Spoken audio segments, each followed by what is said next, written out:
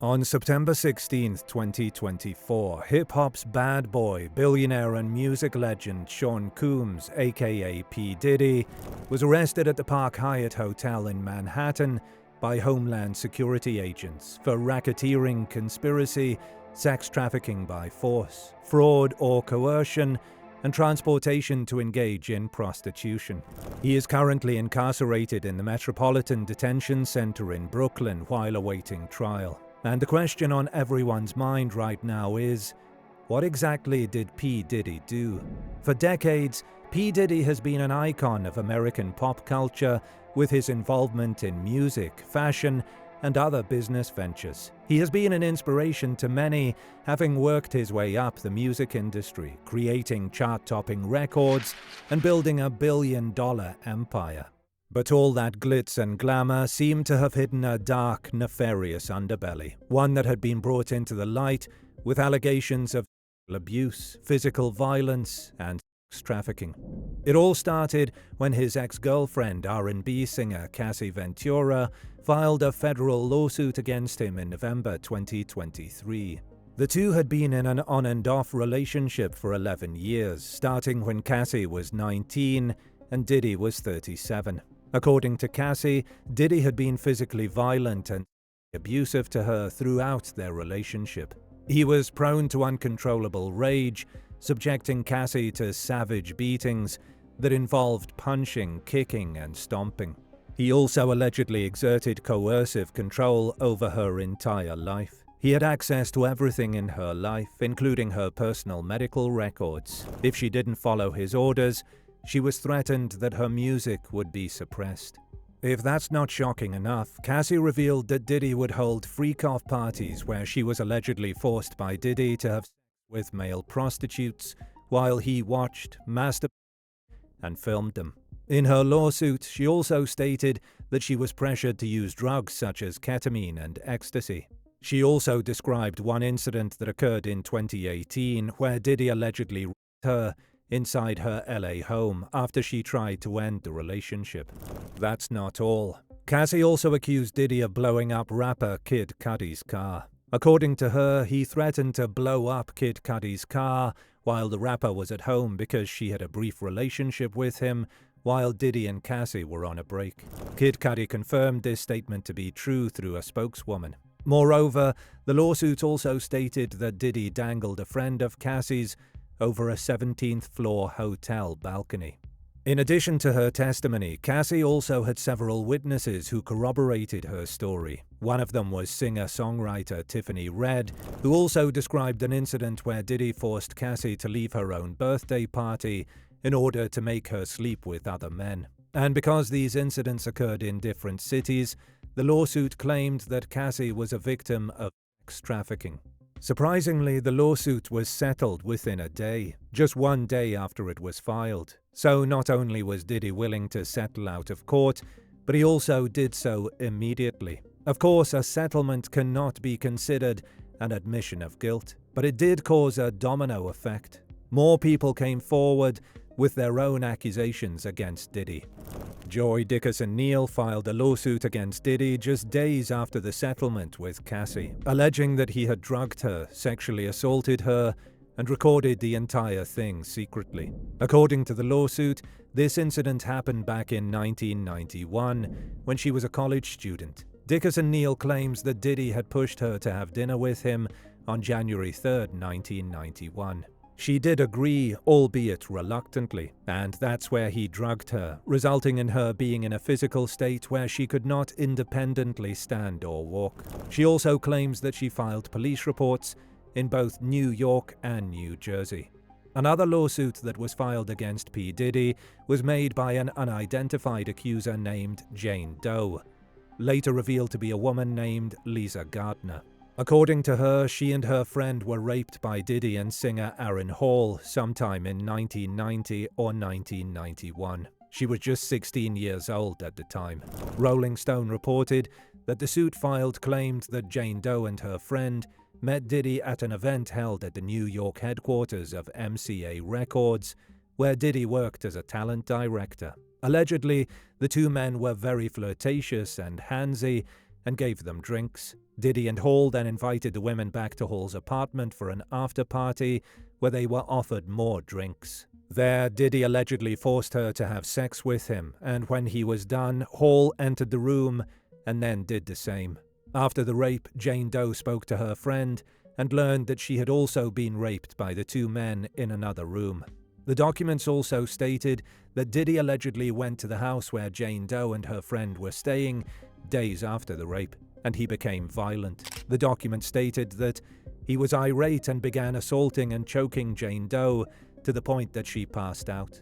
Coombs was searching for Jane Doe's friend because he was worried that she would tell the girl he was with at the time what he and Hall had done to them.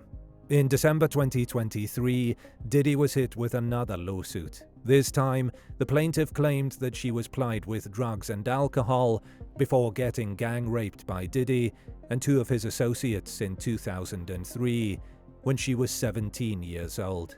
According to the suit, Jane Doe was flown by private jet from her home in Michigan to Diddy's New York studio. Former model Crystal McKinney also filed a lawsuit against Diddy. She claimed that Diddy had sexually assaulted her inside his recording studio in New York in 2003. At the time, McKinney was 22 years old. The two met at a restaurant during Men's Fashion Week in Manhattan. Diddy later invited her to visit his recording studio. When she arrived, she found Diddy drinking and smoking marijuana in the company of several other men. According to her, she smoked some marijuana, which she later came to realize was laced with some drug. Allegedly, Diddy took her to the studio's bathroom, where he forced her to perform oral sex on him. Days after McKinney filed her lawsuit, another one popped up. This time, a woman named April Lampros claimed that she was sexually assaulted by Diddy multiple times between 1995 and the early 2000s. According to her, she had met Diddy while she was interning at Arista, which was the parent company of Bad Boy Entertainment, Diddy's label at the time. The federal complaint stated that Lampros succumbed to pressure to drink alcohol after Diddy subjected her to delusional and violent outbursts. She claimed that she felt like the walls were closing in on her after consuming her drink. Diddy then escorted her back to a hotel where he allegedly forced himself on her. After this incident, Diddy allegedly love-bombed her, which resulted in an aggressive, coercive, and abusive relationship based on sex. The suit claimed that Diddy assaulted her several times over the years. He would also give her gifts and empty promises before turning angry, threatening, and forceful, and threatening to ruin her career. One incident described in the suit stated that Diddy forced her and his ex-girlfriend Kim Porter to take ecstasy before coercing them to have sex together. Diddy masturbated while watching them before forcing himself on Lampros. In 2023, Lampros learned that Mr. Coombs apparently recorded them having sex without her knowing and showed it to multiple people. Another alleged victim was male music producer Rodney Lil Rod Jones, who claimed that he was subjected to repeated instances of unsolicited groping and sexual touching. Jones also claimed that he had to work in a bathroom while Diddy took a shower and walked around naked. Like Cassie, he was also forced to sleep with sex workers. According to the lawsuit, the victim also alleges that Diddy repeatedly pressured him to use drugs, such as MDMA and cocaine. At one point, he woke up naked in bed with two prostitutes and no memory of what had happened. The suit also stated that Diddy was involved in a shooting at the Chalice recording studio in LA, which he witnessed. Jones was forced to lie to the police by telling them that G was shot standing outside the studio by a drive-by assailant. A former bandmate of Diddy's, Dawn Richard, also filed a suit against him. The complaint described allegations of physical and sexual abuse against her and others back in 2009. Richard claimed that Diddy withheld payment for work on albums, groped her, threw stuff at her, and withheld food as well as other necessities during recording.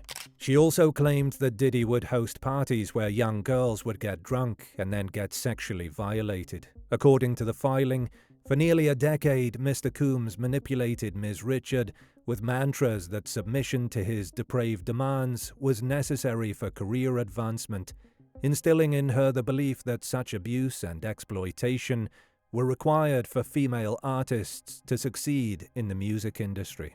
The 10th lawsuit filed against Diddy was made by another Jane Doe. This time, the woman claimed to have been physically and sexually abused by Diddy for 4 years. She had met Diddy at an overseas location in the fall of 2020. They started regularly seeing each other around once a month. Jane Doe claimed that she would often get drugged against her will, and then Diddy would sexually abuse her. The complaint stated that on one morning she woke up and her feet were purple and bruised, and she had a bite mark on her heel. Jane Doe stated that she didn't know how her injuries came about. According to the lawsuit, she later discovered that she had been dosed with ketamine without her knowledge. At least 11 suits were filed against Diddy. The claims ranged from non-consensual pornography to sexual assault, alleging that Diddy had abused his influence and power in order to commit these crimes. And some of the claims even dated as far back as the 90s. Of course, Diddy vehemently denied all the allegations. In fact, his attorneys have branded these lawsuits as money grabs. In a statement Diddy released, he said, "Let me be absolutely clear. I did not do any of the awful things being alleged. I will fight for my name, my family, and for the truth." However, months later, video evidence surfaced proving that at least one of the incidents Cassie mentioned in her suit was true. The video was taken from Los Angeles' Intercontinental Hotel. In the footage, Cassie was walking towards the elevator with her bags when Diddy, with a towel wrapped around his waist, came out of the room running after her. When he catches up to her, he grabs her by the back of her neck and then swings her onto the floor, after which Diddy starts kicking her in the back before grabbing her bag. He then proceeds to kick her again before he drags her several feet down the hotel hallway. In reaction to the video, P Diddy releases an apology on Instagram where he states, "It's so difficult to reflect on the darkest times in your life, but sometimes you got to do that. I was effed up. I hit rock bottom, but I make no excuses. My behavior on that video is inexcusable." The apology did nothing to resolve any of the other lawsuits filed against P. Diddy. Instead, it further fueled an already ongoing federal investigation. In March 2024, Homeland Security agents raided Diddy's home in Los Angeles and Miami as part of their sex trafficking investigation. The agents found 3 AR-15s with defaced serial numbers, as well as other guns, ammunition, and a drum magazine. Allegedly, these were used by Diddy's security staff. The authorities also found more than 1,000 bottles of baby oil and lubricant, and various narcotics, including ketamine and ecstasy. Homeland Security also seized CCTV footage, electronic devices, and computers from the homes in hopes of gaining significant video evidence against Diddy.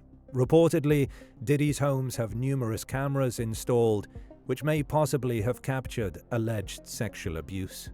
After months of investigation into the allegations of sexual abuse and trafficking, Diddy was arrested on September 16th following a federal indictment which included sex trafficking and forced labor, physical and emotional abuse of multiple women, arranging sexual encounters with prostitutes, using drugs to control victims, and using intimidation tactics to force victims to keep silent. According to the 14-page indictment, Diddy would lure women into his circle, often by pretending to have a romantic relationship with them before giving them a variety of controlled substances to victims, in part to keep the victims obedient and compliant. Then, he would hold freak-offs, which were elaborate and produced sex performances that Coombs arranged, directed, masturbated during, and often electronically recorded. These freak-offs were regularly occurring incidents that could last for days. Allegedly, the victims would often be given IV fluids afterwards in order to recover from the physical exertion and drug use. The document also states that sometimes unbeknownst to the victims, Coombs kept videos he filmed of victims engaging in sex acts with commercial sex workers. The document also states that the kept videos were of sensitive, embarrassing, and incriminating sessions to be used as collateral to ensure the continued obedience and silence of the victims. The feds also allege that Diddy was running a criminal enterprise. His employees would help facilitate these freak-offs by arranging everything such as travel, booking rooms, and stocking supplies which included drugs, baby oil, and lubricants. He also provided illegal firearms and drugs to his employees to help him maintain control over his victims. In addition, Diddy used the influence of his business empire to coerce, control, and abuse his victims, as well as cover up his crimes. According to the feds, some of Diddy's alleged victims are cooperating with them, and they are providing details that the authorities can independently verify with video evidence and physical evidence. On September 18th, Diddy pleaded not guilty to all the charges in the indictment. He was denied bail because the judge considered him a flight risk. He is being held at the notorious MDC in Brooklyn, where sex abusers R. Kelly and Ghislaine Maxwell were previously housed. Diddy was initially placed on suicide watch as his mental state was unclear. He's even become paranoid, refusing to eat the food in the prison because he's afraid of getting poisoned. It's certainly not surprising that Diddy's not quite right in the head at the moment. If found guilty, he could be sentenced to a minimum of 15 years, up to a maximum of life in federal prison. And the living conditions of the prison aren't the most ideal. It's famous for being overcrowded and violent. Stabbings between inmates are a frequent occurrence, a huge difference from how Diddy used to live. So it's also not surprising that Diddy's lawyers are questioning the suitability of the prison for someone awaiting trial. However, for now, Diddy will have to remain where he is. So what's next for P. Diddy? Well, the cloud of suspicion surrounding him won't clear until after the trials. Diddy has stated that he will fight all the charges he's facing in court. Now, he might be able to get himself out of this quagmire. After all, he's done it before, but he could also find himself spending the rest of his life in prison. Whatever the case may be, his once glorious legacy in the music industry has been torn down. Many friends and fans have turned away and distanced themselves. Even if he is, as his lawyers claim, an innocent man with nothing to hide, the shadow cast over his reputation will forever remain in the mind of the public. That is, until the next scandal comes out.